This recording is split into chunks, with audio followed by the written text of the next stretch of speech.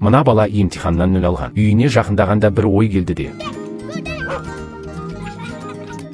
Осылай кінәні байқұс ит мойнына алды. Үйге кіргеннен кейін анасы сынақ қағаздарының қайда екенін сұрайды. Бірақ Ишан сүтті үрлеп, естімегендей кейіп танытты. Осы кезде озат оқитын ағасы қайтып келіп, бұл жолы тестілеуім 2-ші орыннан 10 ұпай ғана артық деп мақтанышпен айтты. Сосын інісіне қарап: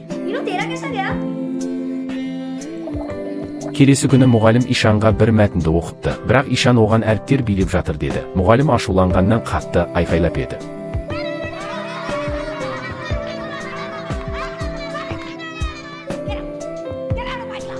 Осылай оны қуып шықты. Алайда Ишан өтірік айтпаған. Оның көзінде әріптер шынымен де билейді. Бұл ауру дислексия деп аталады. Мысалы, би әрпі оған ди болып көрінеді. Эйнштейн де бала кезінде осы аурумен ауырған. Шындығында Ишан гений, әсіресе кескіндемеде қиял ғажайып идеялары бар. Қанша қиын болса да бір көргеннен біледі. Тек қана оқып жаза алмайды. Бұл күні үй тапсырмасын орындамай қорыққан 8 жасар Ишан алғаш рет сабақтан қашты. Ол көшеде жалғыз ойнап жүрді, бірақ ақырындап көзіне түрлі түстер көріне бастады. Бізге қарапайым көрінген нәрселер Ишанның көзінде өнерге толы суреттерге айналды. Кейін әкесі сабақтан қашып жүргенін біліп, оны ашуланып бетінен шапалақпен ұрды. Бірақ оның ауырып қалғанын ешкім білмейді. Келесі жолы қателессең интернатқа жіберемін деді. Көп ұзамай математикадан тест болды, бірақ ол сұрақтарға аңырап қарап қана қалды. 3 көбейту 9 деген оңай сұрақ Ишанның көзінде басқаша көрініске айналды. Ол нөмір 3-ші жер планетасынан бастап ғарыштық жауынгерге айналып, одан кейін нөмір 9-шы Плутонды жеңеді. Сосын тест қағазына 3 көбейту 9 тең 3 деген жауабын жазды. Келесі күні оның ата-анасы мектепке шақырылды. Бұл Ишанның сыныптан 2-ші рет қалуы еді. Әрбір пәндік тесттен 0 балл алған директор ашықтан ашық балаңыз қандай бұзық, әлде ол топас па деп сұрады. Оқу деңгейіне әсер етпеу үшін Ишан оқудан шығарылды. Әкесі ұлының ақыл ойы кем екеніне сенбейді. Ол әрқашан Ишанның оқуға деген ынтасында проблема бар деп ойлайды. Сондықтан Ишанның қарсылығына қарамастан оны интернатқа жіберді. Директор бірінші күні-ақ әкесіне: маған келген адам жабайы жылқы болса да қолға үйретемін деп уәде берді. Жаңа ортамен бетпе-бет келген Ишан жалғыз қалды. Енді ата-анасын көру қиынға соғатынын біледі. Жаңа сыныпта Ишан әлі де топас, ақымақ, жалқау ретінде күлкілі болды. Мұғалім оны жиі жазаласа да, мектеп әлі де оның бағаларын жақсарта алмады. Өйткені оның мәселесі оқуға деген көзқарасында емес. Ишанның жағдайы бұрынғыдан да нашарлады.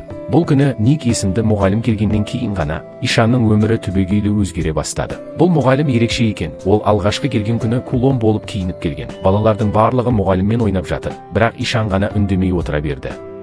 Мұғалім барлығына тақырыбы жоқ. Еркін сурет салуға бір парақ берді. Балалардың барлығы мұқият сызып бастады. Тек Ишанның үстеліндегі қағаз әлі де бос. Егер басқа мұғалім болса, сызбаған үшін ұрсушы еді. Бірақ Никтің жүзі күмән мен уайымға толы. Ол Ишаннан сурет салуды ұнатпайсың ба деп сұрады. Бірақ Ишан үндемей отыра берді. Сенбі күні анасы қоңырау шалып, ағасының жарысына қатысу керек. Ишанды келіп көре алмайтынын айтты. Ишан ата-анасының одан сайын алыстап бара жатқанына қатты мұңайды. Бұл күні Ник сыныптың жанынан өтіп бара жатып, Ишанды сынып жетекшісі тағы да жазалағанын көреді. Ол сұрастыру үшін Ишанның парталасына келді. Оның парталасы өте ақылды, және Ишанның оқу мен жазуда кемшіліктері бар екенін ерте байқаған. Ник бірдеңені ойлады да Ишанның барлық үй тапсырмасын іздеп тауып алды. Бұл бала жазалмайды емес. Ол үнемі әріптердің ретін ауыстырып жазады, және оның жазғанның бәрі теріс екен. Иә, бұл дислексия ауруы. Жұмыстан шыққаннан кейін Никтің қызы іздеп келді. Ол Никтің көзінің жасқа толы екенін көреді. Ник өте обал баланы кездестіргенін айтты. Кейінірек ол Ишанның үйіне барды, және бұл жерде ол баланың ерекше қырын көрді. Ол Ишанның сурет салудағы өте жоғары таланты бар екенін байқайды. Оларды 8 жастағы бала сызғанына сену қиын. Ол тіпті отбасынан алыстау туралы қолмен комикс салған. Бұл баланың қаншалықты жалғыздықты бастан өткергенін елестете алмайсың.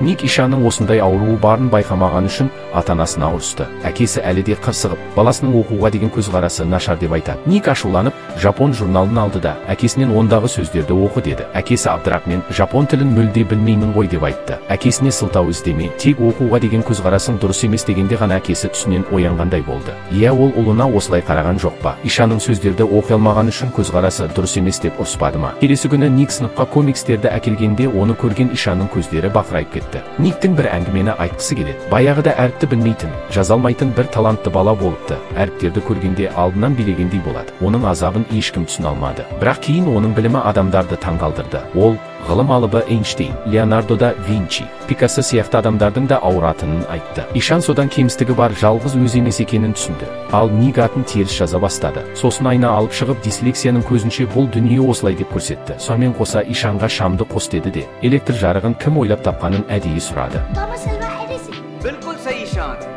Ишан алғаш рет таласып жауап берді. Сабақтан кейін Ник Ишанды қалдырды да негізі дислексиямен ауыратын тағы бір адам бар. Ол адам менмін деді. Бұл мәселе Никтің де бала кезінде болған. Мұғалім Ишанға бұл әлемде жалғыз емес екенін айтқысы келеді. Бұны естіген Ишанның жүрегі кенет ашылды. Бұл күні сабақтан тыс іс-шара кезінде Ишан механикалық қозғала алатын қайықты жасады. Бұл көріністі көрген мұғалімдер мен сыныптастары бұл таңқаларлық екенін айтып мақтап жатыр. Ишан көпшіліктің арасынан ұялып шығып кетті, бірақ оның жүрегі қуанышқа толы болды. Кейінірек Ник директорды тауып, одан Ишанға тек сурет емес асқа пәнді де үйреткісі келетінін айтып, Ишан сирек кездесетін талантты бала деді. Ол да өз рұқсатын берді. Алдымен ол Ишанға құм үстінде аз-аздап жазуды үйретті. Ишанның ерекше табиғатына байланысты Ник әртүрлі әдістерді қолданды. Ишан да көп еңбек етті. Біраз уақыттан кейін ол өз бетінше жазып, шағын мақалаларды оқи бастады. Ол енді бір кездегі депрессияға ұшыраған бала емес. Бұл күні әкесі сапармен мектеп жанынан өтіп бара жатып, баласының оқып жаттығып жатқанын көрді. Баласының қатты өзгергенін көріп, әкесі ұялғаннан көз жасын төкті. Ишанның сурет салу қабілетін барлығына көрсету үшін Ник директорды сурет байқауын өткізуге шақырды. Жарыс күні Ишан ерте тұрып, арық жағасына келді. 2 сағаттан кейін барлық балалар сурет сала бастады. Кейбір мұғалімдер де байқауға қосылды, бірақ Ишан ғана келмеген. Ник қатты қобалжыған еді. Ақыры кешігіп келген Ишанды көрді. Ник сурет қағазын тез апарып берді. Ал Ишан бір ешкім жоқ бұрышты тапты да байыппен сурет сала бастады. Көп ұзамай Ишан суретті аяқтап мұғалімге берді. Бұл Ишанның елдің назарын аударған арықтың жағасы еді. Басқа жасты балалар әлі де жалғыз картиналар салған кезде Ишан көркемдік тұжырымдамадан асып түсетін толық картиналар жасаған. Ник мұғалімнің салған суреті ше. Бұл қараңғылықтан шығып, болашаққа қарсы қарап күліп тұрған Ишан. Кейін төрешілердің шешімі бойынша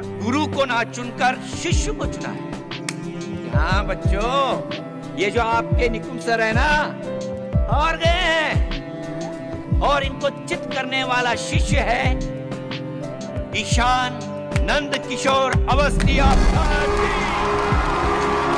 Ишанның картинасы Никті басып озып, бірінші орынды жеңіп алды. Адамдар айғайлап, Ишанға қол соқты. Ол қорқып қалған құстай қалың топтың арасына тығыла кетті. Ақырында Никтің жігерлендуімен Ишан алдыға батыл басып шықты. Осы сәтте бұдан былай ешкім оған ақымақ деп күлмейді. Және мұның бәрі бұл мұғалімнің ажырамас еңбегі.